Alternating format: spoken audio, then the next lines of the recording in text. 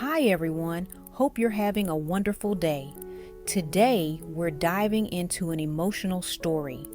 What happens when an ex-father-in-law suddenly returns after 2 years to see the granddaughter who no longer recognizes him? If you enjoy this video, don't forget to subscribe to the channel so you won't miss the next episodes.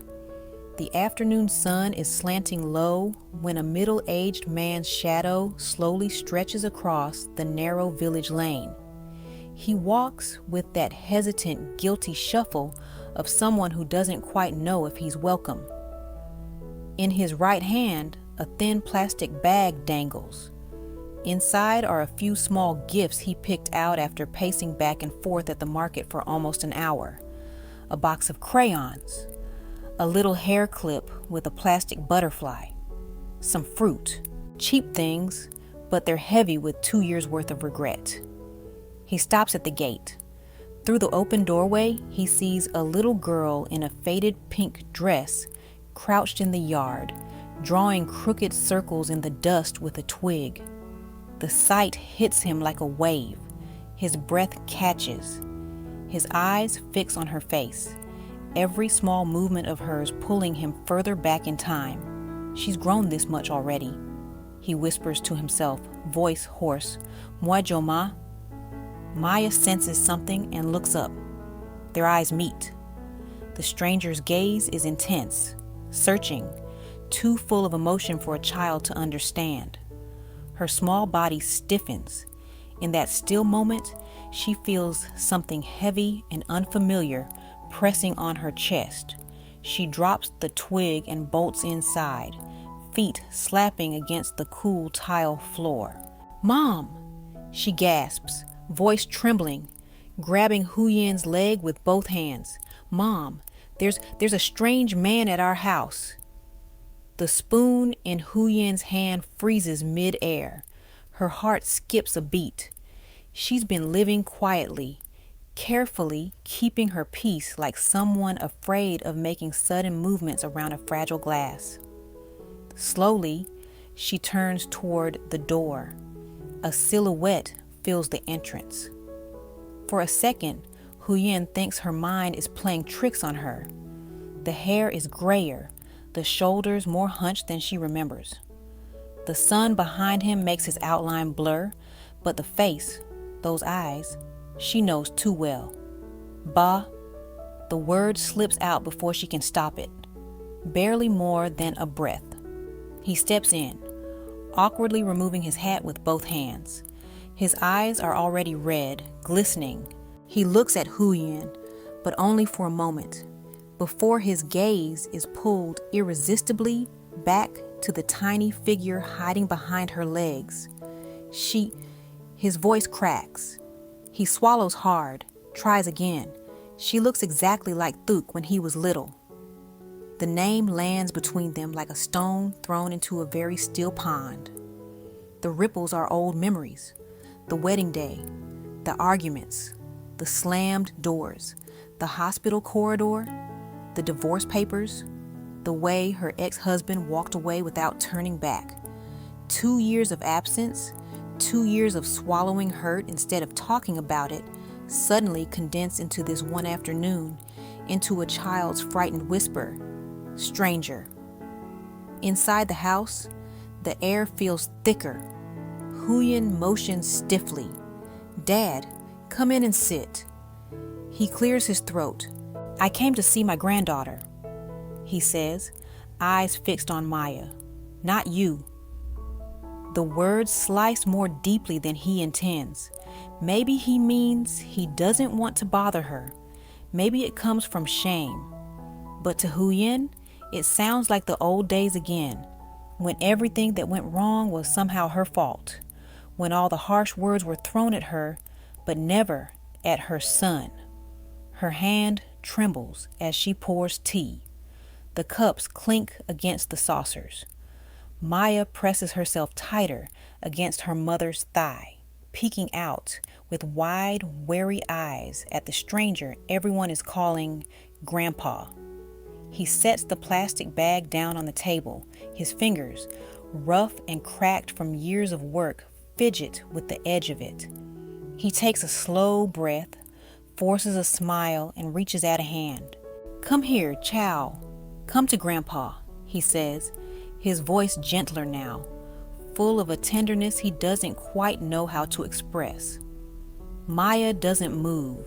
She just shakes her head quickly, clutching at Huyen's shirt. Her voice is so small it's almost swallowed by the silence. I don't know him." The old man's outstretched hand drops back to his knee. For a moment, his face crumples. Huyen sees it, the flash of pain, of something close to desperation. This is the man who once bounced her baby on his knee, who brought home little toys and sticks of sugar cane, who proudly told the whole neighborhood, "My granddaughter, look how pretty she is." And yet, here they are, strangers sharing a living room.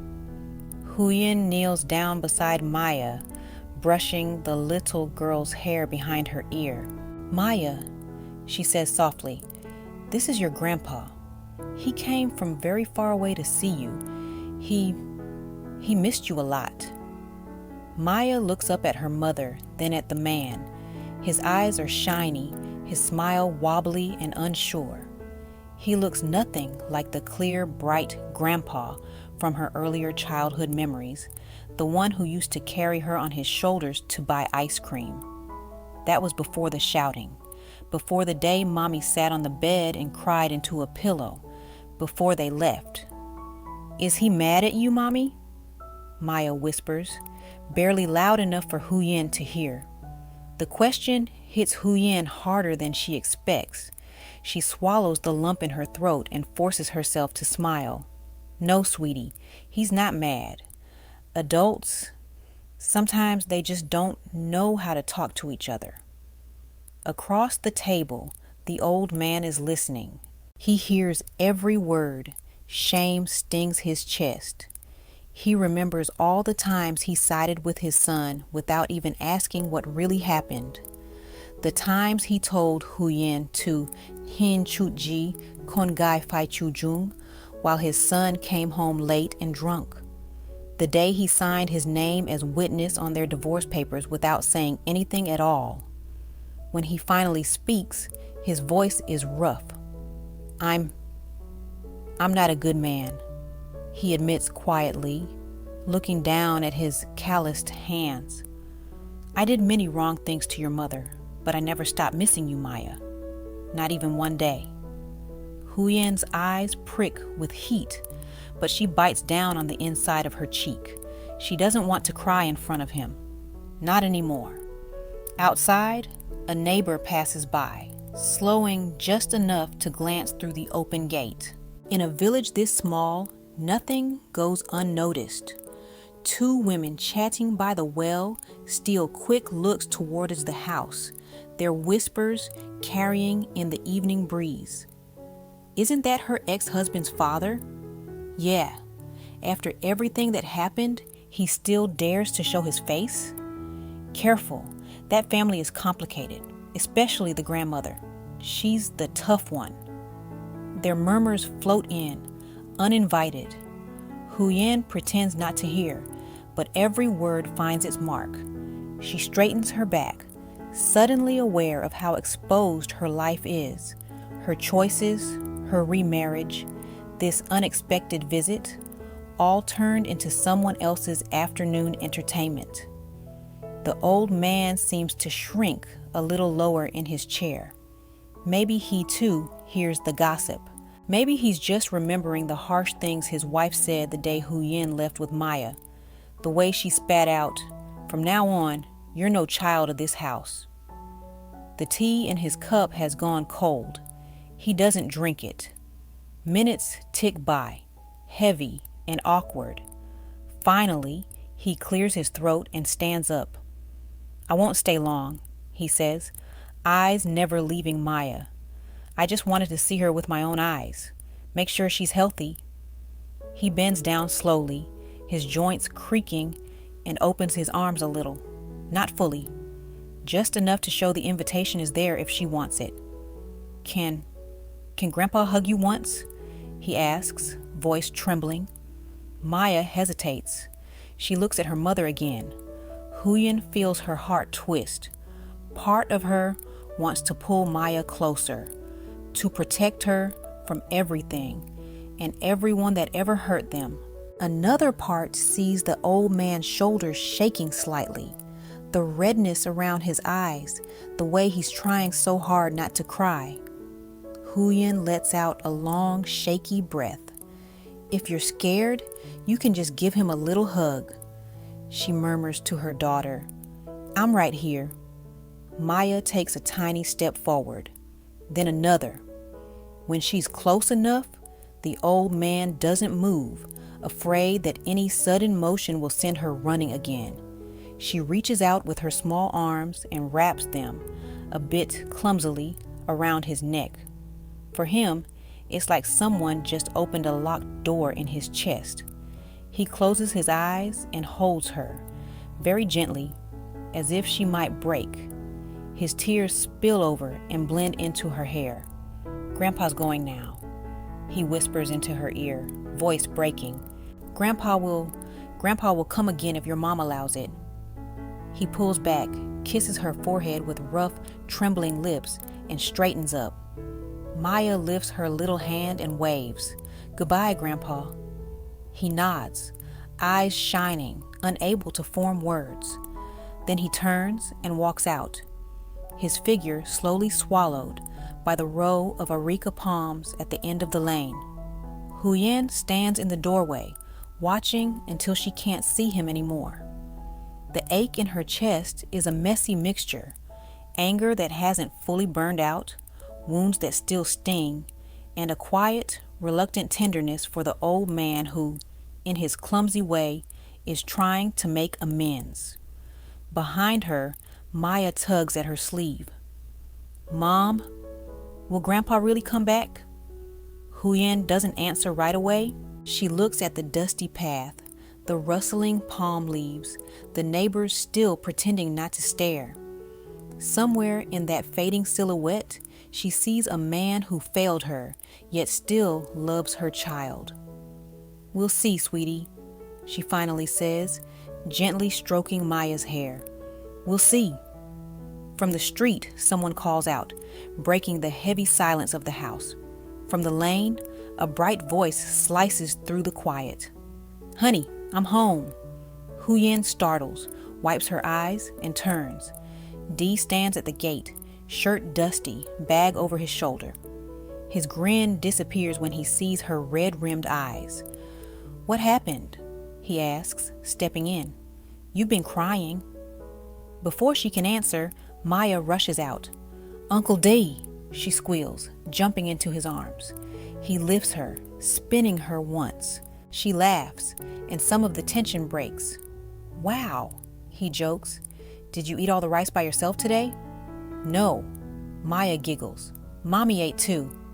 He kisses her cheek, then looks at Huyen over her head. His eyes quietly ask, What's wrong? Go wash your hands, champ, he tells Maya. Then we'll light the fire.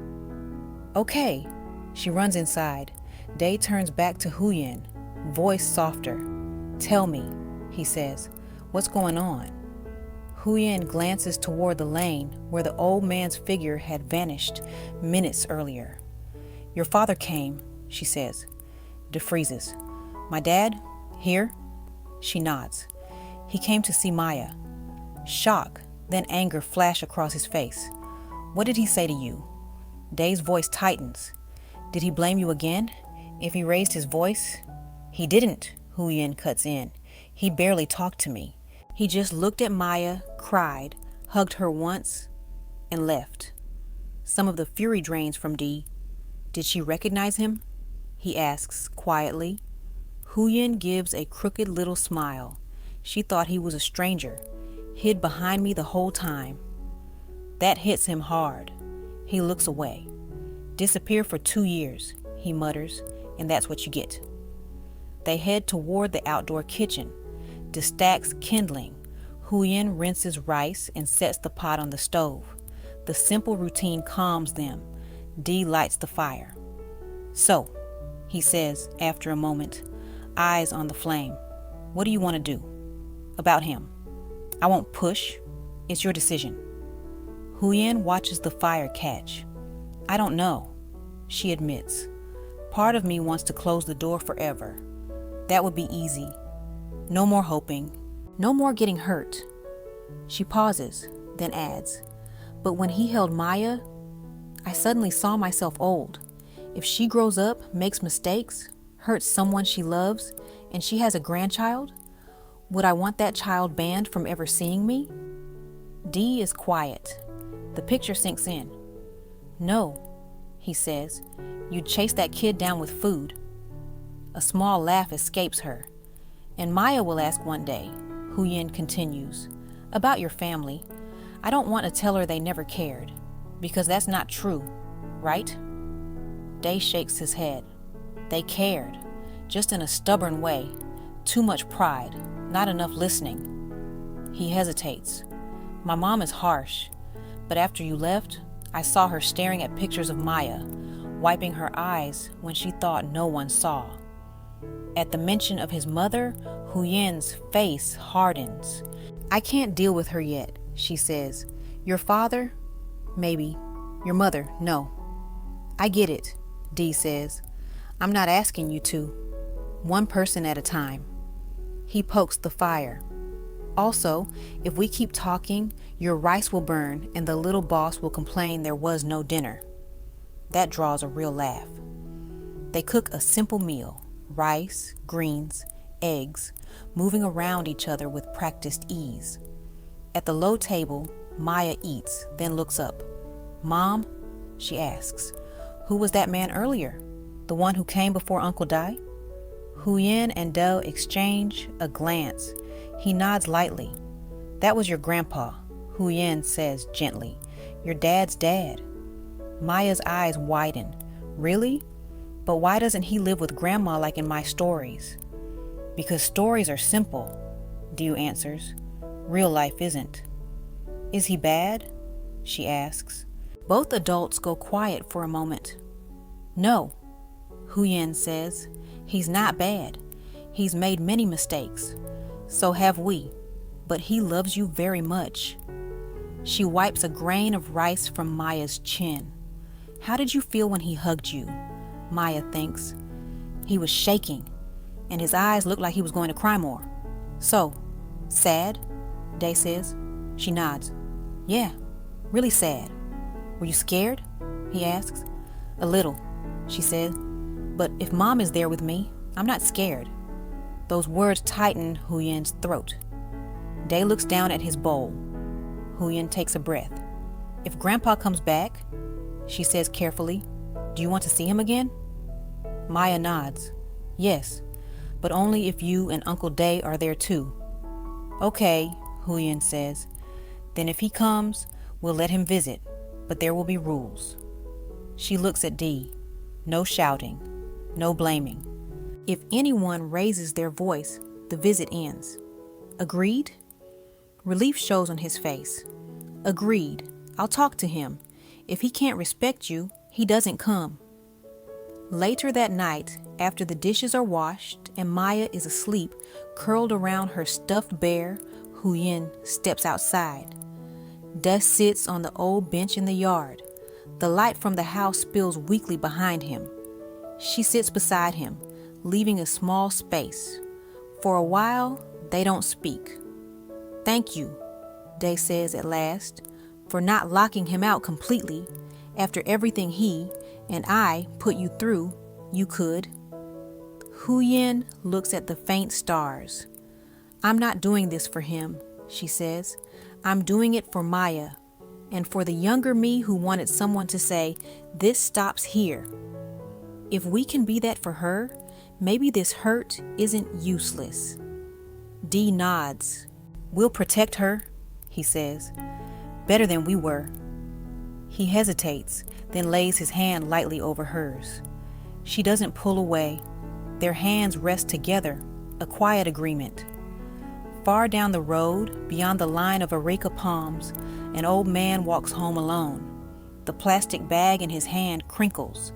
The warmth of his granddaughter's quick hug still lingers on his shirt. He doesn't know if he'll be allowed back, but for the first time in years, he believes it might be possible. Back at the small house, 3 people sleep under the same roof. A child dreaming of games, a woman carrying old scars, a man trying to be different from who he was. The past is still there. Gossip will still swirl, but inside their little circle of light, a new line has been drawn. They will give second chances without surrendering their peace.